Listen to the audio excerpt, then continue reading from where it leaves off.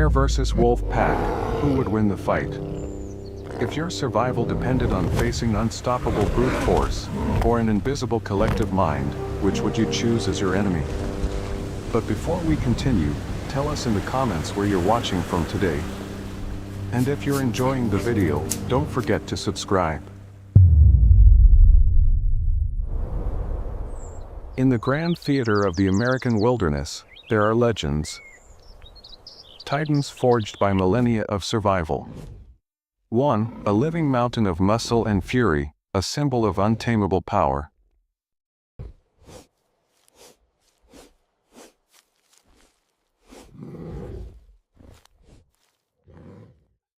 The other, a ghost of the forest, moving as one mind, one spirit, a perfectly coordinated hunting machine.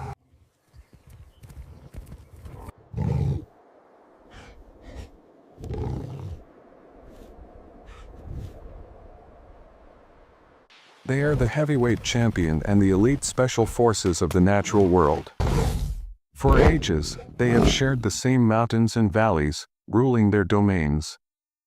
But these kingdoms have overlapping borders, and when they collide, the ground itself trembles. This is not just a fight. It's a clash of philosophies, solitary might versus collective genius. The brawler versus the strategists. We've seen them in myths and our nightmares. But what happens when these two apex predators are pushed to the edge?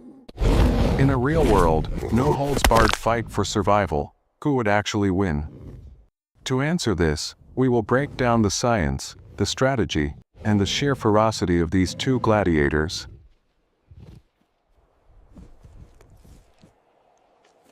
In this corner, the challenger, weighing in at up to 800 pounds of raw power.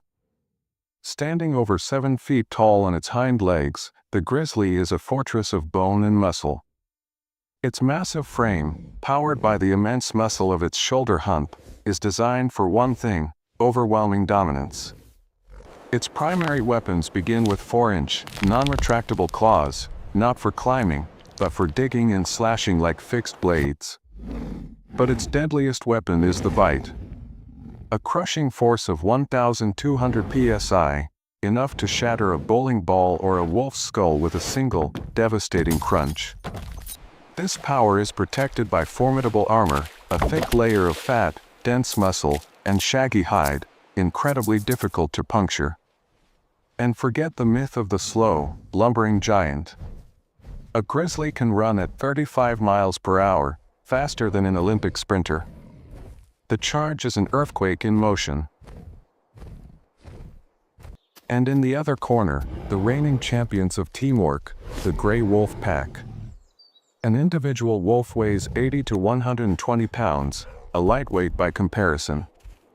But they never fight alone. A pack of 10 is a combined 1,000-pound problem, a multi-headed beast driven by a single, tactical mind. Their weapons are precision tools, 42 teeth designed to grip, puncture, and tear. But their greatest weapon is stamina. They are marathon hunters, built to wear down the strongest opponents over miles and hours.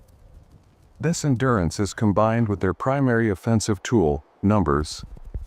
The ability to attack from multiple angles at once, creating chaos and exploiting any opening. Their defense is not armor, it's agility.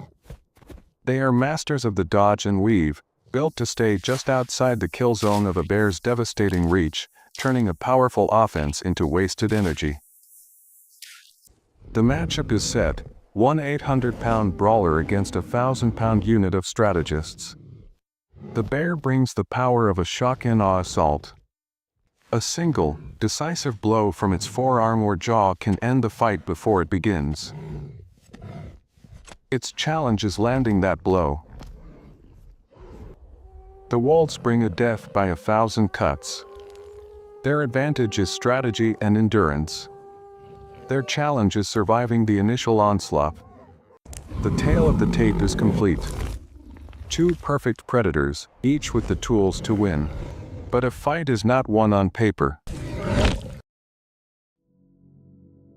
It must be won here, in our arena, the unforgiving wilderness of the American West. An empire of stone and silence where jagged peaks meet forested valleys. For those who live here, every day is a test. The grizzly bear is a solitary ruler of this domain. Its life is a constant, methodical grind for calories, overturning rocks, fishing the streams, patrolling the meadows. Every movement is a calculation of energy spent versus energy gained. Its presence is etched into the landscape, its tracks a declaration of ownership, its gaze a constant assessment of its vast kingdom.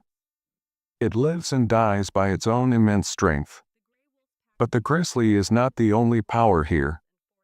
Its territory overlaps directly with the hunting grounds of another apex predator. The gray wolf pack operates on a different philosophy, their success measured not in individual might, but in collective endurance and synergy. They flow through the dense forests and across the open ridges as a single, fluid unit. Their society is complex, built on communication and hierarchy, where every member understands their role. A glance between an alpha and a subordinate conveys more than a roar ever could. Their lighter tracks tell a story of speed, strategy, and a shared purpose. They are not strangers. They are lifelong neighbors and bitter rivals, locked in a constant struggle for resources. The bear recognizes the scent of the wolf track, the pack recognizes the sound of the bear from miles away. A claw mark on a tree is a warning. A distant howl is a claim. And as autumn deepens, this cold war is about to turn hot. Both now know they are not alone. The stage is set. In a quiet, frost-covered clearing lies the catalyst, the massive carcass of a bull elk. In late autumn, a kill like this is a treasure trove of fat and protein, the difference between life and the slow death in the coming winter. The scent of blood travels far. It has attracted a lone, hungry grizzly, who believes that what is in his territory is his. And it has drawn back the wolf pack that made the kill, desperate to claim the prize that is rightfully theirs. The conflict is no longer possible, it's inevitable. The motive, survival. The board is set. At one end, the Titan. At the other, the Phantom Legion. In between, the spoils of war. In this tense, unnerving silence, the world holds its breath. To understand the fight, you must first understand the mind of the fighters. The grizzly is a solitary warrior, forged in a crucible of one-on-one combat. Its entire existence is a series of brutal challenges for territory, for food, for mating rights. As a young bear, it learned firsthand that power answers power, defeat is just part of a brutal education in dominance.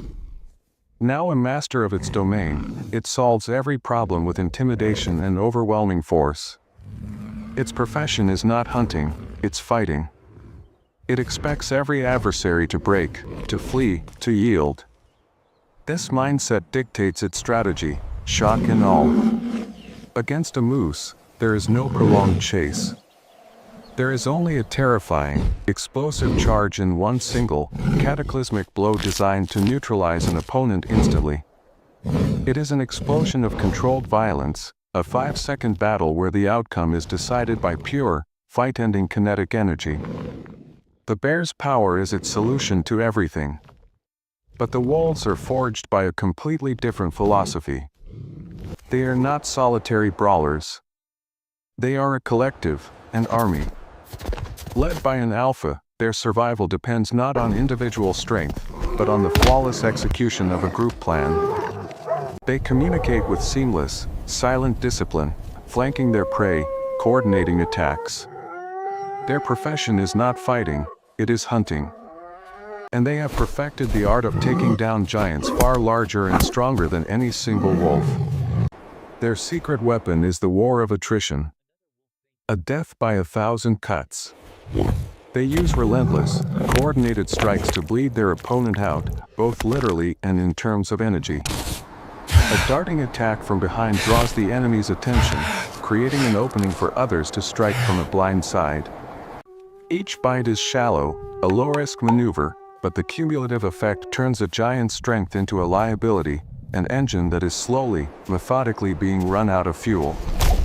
The grizzly possesses formidable problem-solving intelligence.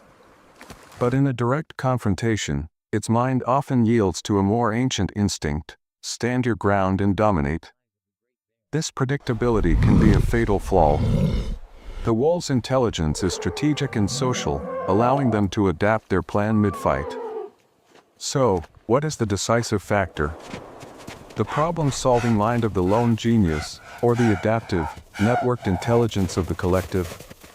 Brute force instinct, or strategic patience? The fight will be the ultimate test. The air in the clearing is thick with unspoken violence. The grizzly's low growl is a promise of destruction, its 4-inch claws digging into the earth. Across the silent space, the wolf pack lowers into a collective snarl, a deadly promise of teamwork.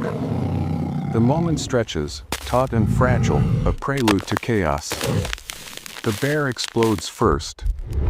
A blur of fur and rage, it lunges for the alpha, its massive forearm swinging in a deadly arc. But the wolf is agility personified, twisting away as the claws slice through empty air. As the bear overcommits, the pack's strategy ignites. A second wolf darts in, sinking its teeth into the bear's hind leg. With a roar of fury and pain, the bear flings the attacker away. First blood is drawn from the titan. The war of attrition begins.